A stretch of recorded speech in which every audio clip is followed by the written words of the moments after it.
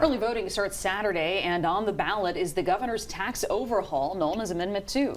There is a lot packed into the amendments for all of you to decide on, and not just taxes. Riley Kramer has a closer look at that.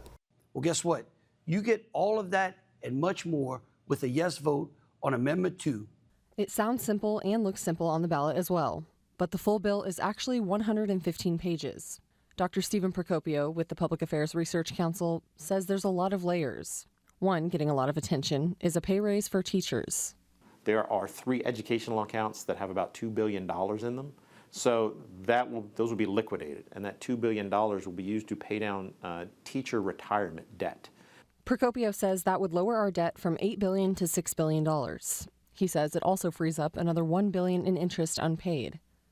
Then that money will essentially create $200 million for K-12 and about $75 million for higher education.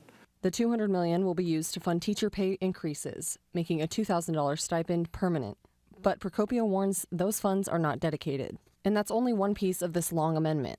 Dr. Procopio says it will definitely benefit any retired teachers, businesses, and those over 65.